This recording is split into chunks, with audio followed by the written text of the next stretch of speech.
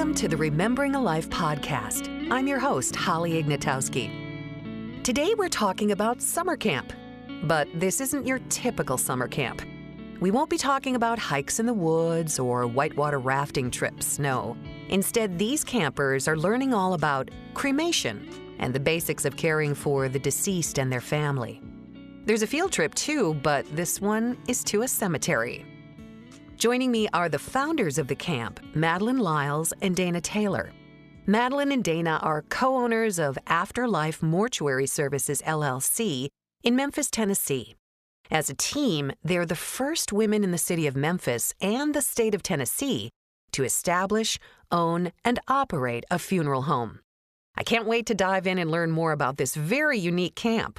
Welcome, Madeline and Dana, and thank you so much for joining me today. Thank you for having us. Thank you for having us. Madeline, I'm going to start with you. Okay. What inspired you to start a funeral service for summer camp for kids? Well, it was the year 2014, and I was managing another funeral home at the time, and it was really, really slow. And so we were trying to come up with ways to get people into the funeral home so that they could see the facility and, hopefully desire to have services rendered there. And so while I was sitting there thinking about things of more ways to get people in, I thought about the children, and the youth. And I'm like, well, we could do, like bouncers and stuff like that, or like a picnic or a fun day in the parking lot. But then I kind of just sat there a little longer, and I'm like, why don't we do a camp? We can have summer camp. Since it was slow, nothing else was going on. I'm like, we would have time to allocate to young adults who are interested in working in death care. And so I began to jot down all of my associations that I had with individuals I've worked with in the past. And so I came up with the medical examiner's office, our Mary organization here, the Medical Education Research Institute. I came up with the death investigators and homicide investigators as well, and the cemeterians and different professionals who I could contact. And so I reached out to them and gave them the idea, asked them if it would be okay if we brought a group of individuals, young adults by to engage and learn more about those professions, and they were all on board. And so I decided to just put it together and pitch it to the public. And it actually didn't pan out in 2014. Only one person responded. And so it didn't take place, so I just held on to the idea. And once Dana and I opened our funeral home, we went over it again as something to do for the summer, and it was a success. And we've been doing it ever since 2019. And Dana, tell us a little bit about the camp. What are the ages of the campers, and how long is it? The ages for the camp are 12 years old to 18 years old. We've kind of tweaked the ages over the years based off of the response that we get from the public, because we want to definitely be inclusive for all of the children that are interested in attending. And the camp initially ran 2 weeks, but due to COVID, we brought it down to 1 week. We wanted to basically ease back into the longer camp to make sure that the families and the attendees are comfortable basically with the settings that we go into after, COVID has gone away. So right now it's 1 week, but we would like to eventually get back to 2 weeks. But it still works good with 1 week so far, so we're definitely pleased with that. Mm-hmm. And Madeline, you mentioned the first year you had one camper. What about now? How many campers are you up to each year? So now we have anywhere from 9 to 12, and that's actually something that Dana and I gauge. We have way more applicants, but we kind of gauge it off of vehicles, transporting for the field trips that we have off-site and things like that. So we kind of limit it a little bit now since it's just she and I. But we do want to grow it in the future and have volunteers or have some employees to help us so that we can have at least 20 or more camp attendees. Mm-hmm. Well, you're both from Tennessee. This is taking place in Tennessee. Mm-hmm. Where do these kids come from? Are they all from Tennessee, or do they come from other parts of the country as well? Yeah, so we were so surprised. This past camp, we actually had a young lady to come from Macon, Georgia, which was really, a blessing to us. We were just so amazed that the news has spread so far. A lot of our other camp attendees, they come from Starksville, Mississippi, Olive Branch, Mississippi, and then like different parts of Tennessee. So the young lady from Macon, Georgia, she's the furthest camp attendee we've had thus far. But the news is spreading like across the globe. The word is definitely getting out. So absolutely. Is this camp, is it for kids who are interested in a career in funeral services, or can any child participate? Who's your target audience?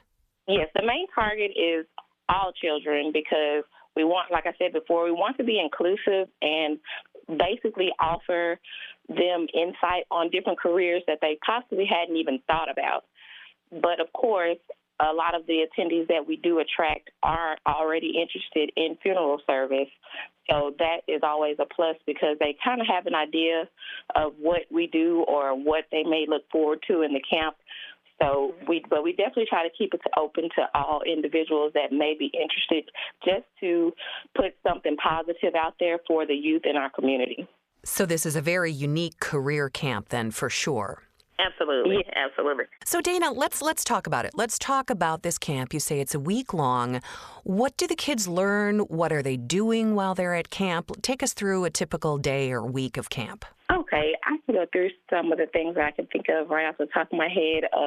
We definitely allow them to learn what we do on a daily basis as far as being funeral directors and embalmers. We definitely brief over how we do death certificates. We brief over how we do meet with families.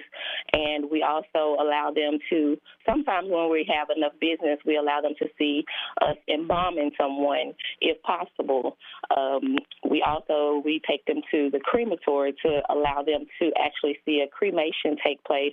And they run them through the entire process from start to finish. In the past, we've had individuals come from the Navy that are morticians for the U.S. Navy to let them know about that possibility. We have them speak with casket salesmen as well as another option for a career. And we take them to the local cemetery, which is a historic cemetery, Elmwood Cemetery here in Memphis. We go on the tour and allow them to see all of the history that's right here locally that a lot of people do not even know about. So that's always a good experience as well. And we let them talk to a homicide detective in the past from the local police department as a career option, as well as the medical examiner's office. We had an investigator come and talk to them about what they do. And I feel like I'm missing someone. Northwest. Yes. Oh, yeah, definitely. The Northwest Mississippi Community College, where me and Mel both graduated from their funeral service program. We take the students there so they're able to walk around the classrooms and meet the head of the department there and just go through the classrooms, go through their labs, and see kind of how the students there operate on a daily basis at the college. Another fun part is the death calls. We do mock death calls with each of them throughout the course of the summer camp, where we, wait until about 2 or 3 o'clock in the morning to call them and see who's going to answer the phone, who's going to answer properly and collect the information as if a person had passed, or who's going to miss the call, who's going to try to call back. And so that's always a highlight as well, because we all get to tease them about who didn't answer the phone or who sounded half asleep and who was punctual or in response to receiving the information. So you really do put the fun in the funeral service then for this. Exactly. Exactly. So as an adult, I would find some or most of the things that you just talked about rather challenging. How do these kids handle it? What is their response? They love it. They totally love it. And when camp is over, they're like, can we stay an extra day? Can we come back next week? Can we work funerals with you all? So it's kind of like, it's really neat to see how with the start of each session that we have each summer, they come in and, they're kind of shy with each other, kind of quiet. And then by the last day of camp, you would think it was like a family. It's like you would think they all went to school together and knew each other for years, and they exchanged phone numbers, and they're Snapchatting with each other. They're hanging out with each other outside of camp. So it's really neat to see that we're not only preparing them for future careers, but we're establishing friendships with each of them as well, that they actually value, and they're seeing each other each summer. Our return attendees, they come back each summer, and they're meeting new camp attendees, and so they're really establishing relationships with each other. But they enjoy every aspect of it. Like, they get there in the mornings, and they're like, what are we doing today? Where are we going today? What we got going on? So it's really neat just to see how they respond to it. And they're very intrigued. They're very, they're very inquisitive about everything. And it's really interesting also to see how some of them respond to odors, and certain death conditions. And so it's really neat just to see how they take a hold of everything, and they really enjoy it. So, Dana, talk about some of the changes that you notice in the kids as the week progresses. Now, obviously, you just mentioned that kids come back year after year. So this isn't just a once-in-a-lifetime opportunity. Yes, we definitely love to see the attendees return, because that definitely means that we were able to reach them in some way. So we always welcome them back. And it's always good to see the new camp attendees that may not already know the other seasoned attendees. They always start out shy, like Madeline said, but it's always refreshing to see them kind of open up as the camp goes along, and just to see the different personalities and see them blossom within, just a small amount of time. It's always just really rewarding. That's basically part of the purpose of us doing the camps, to be able to get to know, different children that we otherwise would not have ran into anywhere else, and just to see how they respond to the different places that we take them, and to the different individuals that come and talk to them. And we always ask them after each trip, they're asked, what did they learn on the trip, or what do they want to be, what do they think they want to be after meeting all these different individuals. So that's always great to see them open up, and, just to see those different funny personalities just really come to light. That's really, and we try to keep the space open. We don't try to run it like a school, or, be so strict on them, because we definitely want them to feel comfortable with us. So that's really important for us. We want them to be themselves.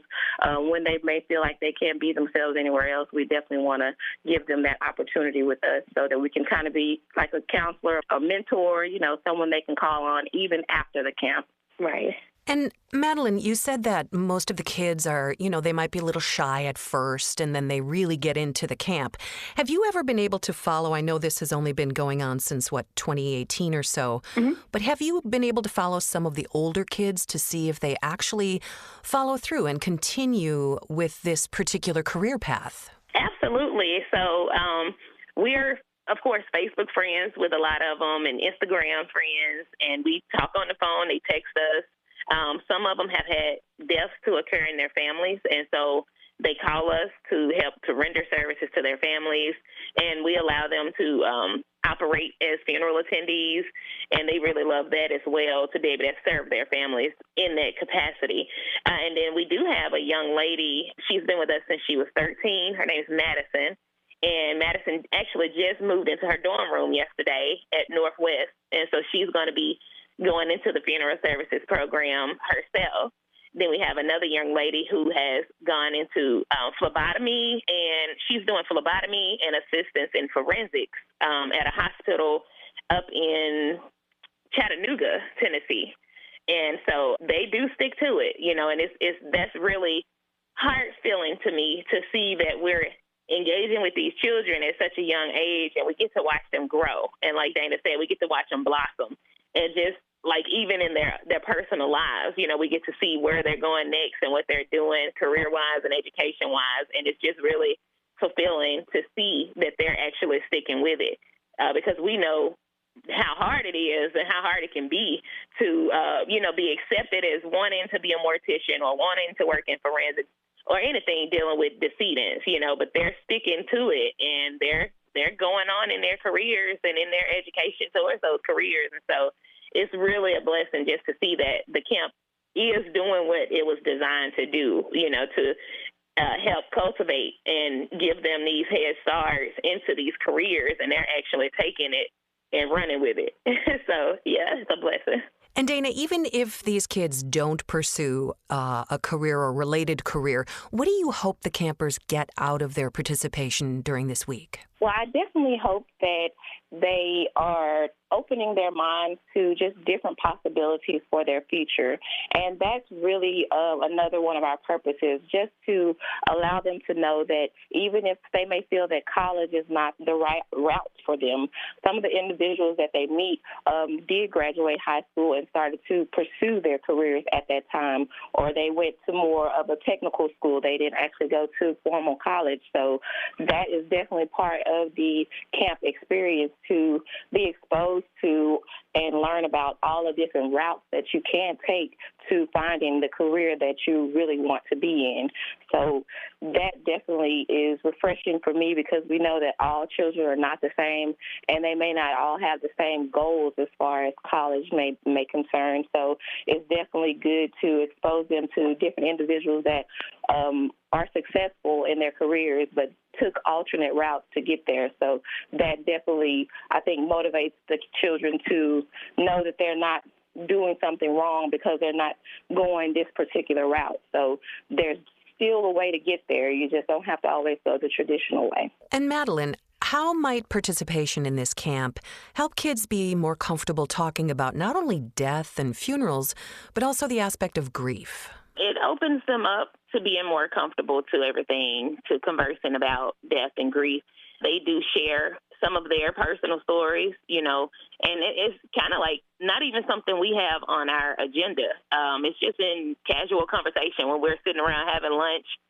They kind of just go into conversation, speaking with each other about different things or asking Dana and I questions. But they definitely have a comfort level, and they have a better perspective. I think it really strengthens them in how they feel when they learn more of the terminology and they get to see different cases and get to hear different causes of death and things like that.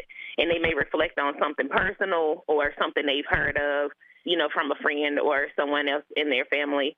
And it just gives them a different perspective. And I think it gives them more, like I said, more strength in engagement or in being open about grief and things like that. And they're really intelligent individuals for their age. They have a lot of conversation for you, and so they're very, like I said, inquisitive, and they're very open about a lot of things. And so it does create a great relationship and forum for communication about grief and handling death and things like that. And Dana, I would imagine the marketing for this camp is pretty unique. As a parent, why would I choose to send my child to a funeral service camp? Well, with the marketing, we originally started out basically just on Facebook, and then Madeline was able to reach out to the news and get us basically a feature on the evening news. So this year has been surprisingly, not overwhelming, but we've had like a surprising number of people to reach out to us after the news article was shown on the TV. So a lot of parents are hoping that even they don't know, but they're hoping that their kids may be interested because they are finding it so interesting themselves to want to reach out to us to try to get their kids and grandkids into our camp. I think that they should want to send their kids to our particular camp because we're open, even if they're not quite interested in exactly what we're doing. The fact that they're being exposed to different careers, they're around two positive individuals that really just want to help mold them into outstanding individuals just in life, period. I think that's very important for any parent to know that we're not trying to force them into any particular career path, but we're definitely trying to help mold them into just wanting to be a successful, productive individual. And that's definitely our main goal, other than exposing them to what we do and to the careers that surround us. We definitely just want them to be motivated and just want to set goals for their life. That's very important to us. And it's really funny, too, because and Dana and I have been talking about, like, putting something together for adults because they're really interested, as Dana said. Like, the parents are kind of like, can we come? Is this something we can do? You know, and it's kind of like, oh, they really, you know, and we hear a lot of stories from the parents about how they desired to work in funeral services or forensics or something in death care when they were coming up, and they were talked out of it by their families and then or by their spouses. And so they love that this opportunity is available because no one is really available to cultivate this passion in these young adults when they, you know, tell their families that it's what they want to do. And so them knowing that there is a place they can go, they're really, really grateful and really excited about it, and they want to engage in it as well. So we're trying to think of something we can put together for the adults to, of course, educate them. And we'll go more so on legal aspects and things like that, and of course over the anatomy and everything. But we're looking to put something together for the adults as well, so that they can engage and be educated as well when the time of death does arise in their families, or when they're, you know, faced or wanting to know something that they've experienced already. I wondered about that. I wondered if you were going to put something together for an adult camp and how that would maybe be a little bit different than it is for kids. Have you formulated any of those ideas yet? Yes, we have, but we can't disclose, so it's a surprise. So we'll put it out, you know, not too long from now. We just got to get a few things worked out as far as who will be engaging with the audience as well. So we do have a layout. So stay tuned for more information. Right. But adults have been reaching out, asking what's the age limit, even though they may already know, but they're like just trying and kind of, you know, slide in there somewhere. So we definitely, we hear the call, and we definitely are going to answer the call because we feel like that's our mission, just to our community, funeral service in general. We want to put the word out there, and we always say we want to build a bridge between the gap from funeral services to families because, you know, we hear so many bad stories about what people think about just funeral service in general, and we just want to just shed the light that we're actually regular human beings, and we're good people, and we want to just, you know, educate the community around us. As far as we can reach, we want to continue to educate and just help others to reach their full potential. Madeline, what do you think the campers enjoy the most? I think what they enjoy the most is hands-on activities. We just went over restorative art, which we do with them every summer, but we incorporated like a new prop this time where we had these heads or faces, and I made a lot of lacerations and injuries on them. And so we were teaching them how to fill in wounds as if a person was shot multiple times or had knife stab wounds or lacerations and abrasions from vehicle accidents and things like that. And they really loved being hands-on. So learning how to apply wax and how to apply makeup and make things look natural, as well as just hands-on at the crematorium, you know, feeling what cremains actually feel like, as opposed to what they've seen in movies, how they just blow in the wind. They know now that there's actual fine pulverized bone fragments. And so there may be some bone fragments there, you know, and they learned that there may be some metal pieces in those cremains at the end of the process that have to be pulled out with magnets and everything. So I really think they love the hands-on. And I also think they really love just the mystery until they, you know, the mystery of each trip that we take, the anticipation for whatever it is that we're going to do that day, and they get to engage in it. I think that's what they love as well. Dana, what surprises them the most, do you think? Surprise. I would have to say the French story. I think that's like a big surprise, like, because of course most of them have already heard of cremation, but to actually see it take place and see the entire process from like someone, in the laying in that alternative container and actually, just being processed from start to finish. I think that's the main time that we see some jaw dropping, like when we. So that's always interesting to see, and the way that they are so receptive of it, and just like they're like glued to it, and they have their complete attention. So that's always the biggest surprise, I think, for them. But they always just take it so well, and they're asking questions and just like really learning from that experience. But I do think that's the biggest shock for them. Mm-hmm. And I'll start with you, Madeline. What is your favorite part of the camp? My favorite part of the camp. Let's see. I love it all. I guess just our engagement with the young adults. Because, like I said, we go over everything concerning death and funeral services and the different professions. But then just to kind of, like Dana said, be mentors to them, kind of like big sisters to them, and knowing that we're keeping them out of trouble for the time that we have them, we're engaging them in something positive, and it's something they'll never forget. And also that we're establishing relationships with them between the professionals that they meet, and these children, they're going to need letters of recommendations in the future. They're going to need apprenticeship locations in the future.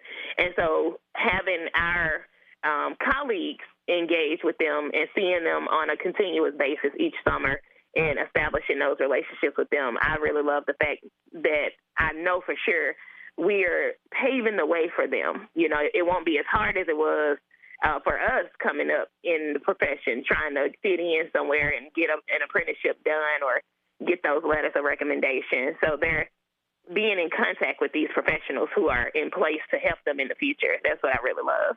Dana? My favorite part, I definitely would have to say getting to know the different children, and similar to what Madeline said, we didn't have this opportunity coming into our careers. So this is just like so rewarding for me just to have this opportunity and have this platform to be able to nurture them and let them know that there's nothing wrong with wanting to be in funeral service. Like, what we do is necessary. So that's probably my favorite part, just to be able to let them be themselves and grow into exactly who they want to be without any negative outside influences getting in the way or steering them in a different direction. Like, just being able to be there and offer this is really my favorite part of everything, just the overall thought of the opportunity that they have that was not available before now. And we ask all of our guests this question. Who are you remembering today? We'll start with you, Madeline. Today, I would say my mom and my brother, who I always remember. I think they would be really proud of where I am now and what I'm doing within my career, just reaching beyond providing funeral services, but actually engaging the community and helping the community. So yeah, I think my mom and my brother, who both passed, one in 2012 and one in 2013. Dana, who are you remembering? I'm remembering my dad today. To me, he was just a pioneer in his own right. He was a defense attorney, and he started off by basically volunteering his services in the community directly around him. He came up in a time where it was pretty hard for him to just overcome certain obstacles, but he did that anyway in the face of adversity. Coming from a family of 9 siblings with, little means, he made it, and I just really feel like I got a lot of my tenacity and just my go-get-'em spirit from him. So I always try to channel how opportunities are more present now, and I try to make sure I take those opportunities every day that were not available years ago. Well, thank you so much, Madeline and Dana, for joining me today and educating us about this unique camp that's changing attitudes about funeral service. Thank you. Thank you for having us. To learn more about this amazing camp for kids and see some great photos of the campers' experience, visit rememberingalife.com/podcast and click on this episode, or follow Remembering a Life on Facebook and Instagram.